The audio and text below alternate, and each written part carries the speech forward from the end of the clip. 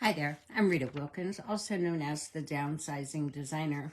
So it's Tuesday night and I always talk about something, downsizing, decluttering, or lifestyle. I'm going to be talking about live like a millionaire, how to live that minimalist lifestyle. So have you ever wondered why so many millionaires and billionaires choose to be minimalists? If you think about Warren Buffett, he lives in the same house that he bought in 1950 for $31,000. He also drives himself around in his old car. So he doesn't even own a cell phone. Then there's Steve Jobs, who created Apple. He didn't have time for clutter in his life. He was kind of one of those no-nonsense kind of guys who kept his life simple, so he had more time and space to think and to be creative. And then another one that comes to mind is Julia Roberts, known as Pretty Woman, who is obviously a beautiful woman, could have anything that she wants, grounded.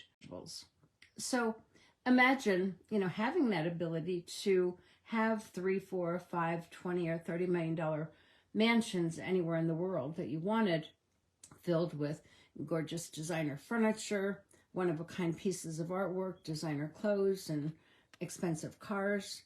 It all sounds so exciting, doesn't it?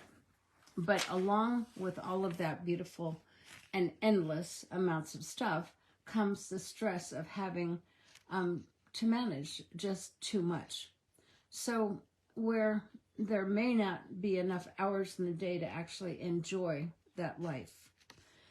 So all that extra stuff creates extra stress, and some have even discovered that even though they can afford just about anything that they want, that owning less might actually allow them the space to enjoy their lives more. So rather than allowing their lives to spiral out of control and let stuff control their lives, they've made an intentional choice to live a simpler life with less clutter so they can be happier, more creative, more focused on what's more meaningful to them. It embraces simplicity. It's about reducing, provide value. And it's about making more room for what matters most to you.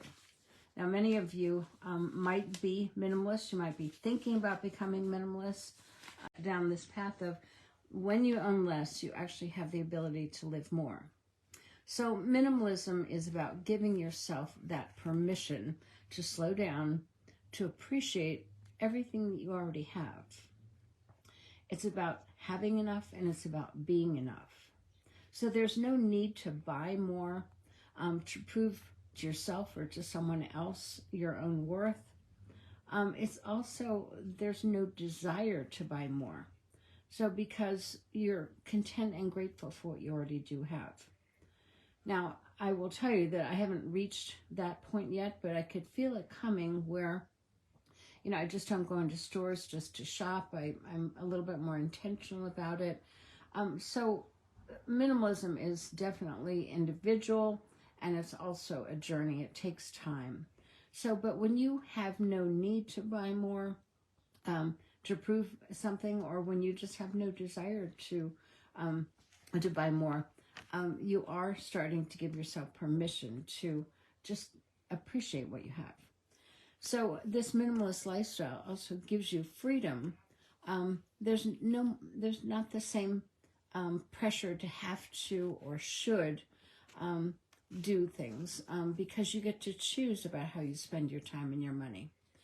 And this minimalist lifestyle also gives you more time and money to live that more meaningful life because you have clarity about what matters most to you and what doesn't.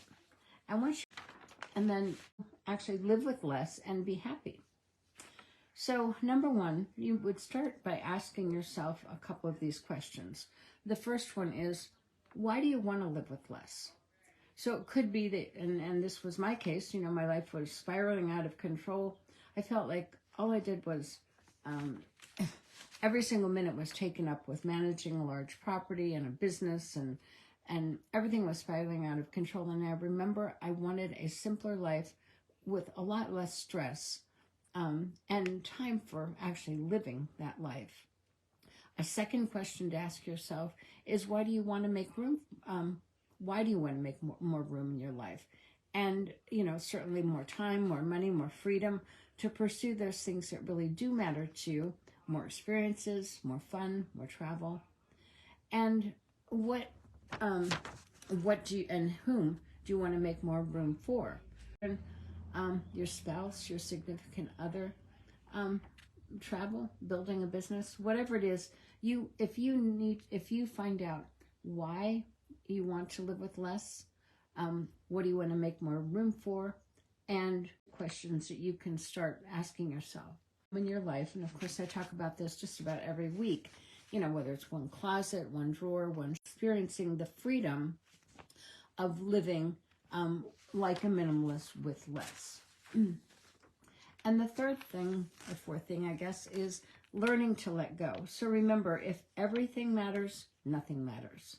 So when you learn to start letting go of the things that just don't matter to you anymore, you'll discover that time, money, and freedom and energy it's a gift that you can give yourself to what does matter.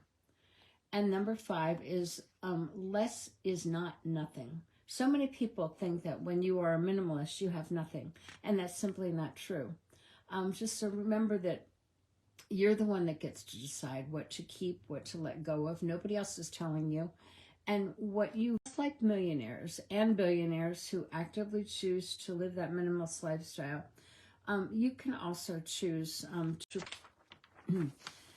even though having it all might sound like a wonderful life, having enough, being content, can actually lead to a much richer and more abundant life. Hope this helps. Have a good week, and I'll talk to you next Tuesday.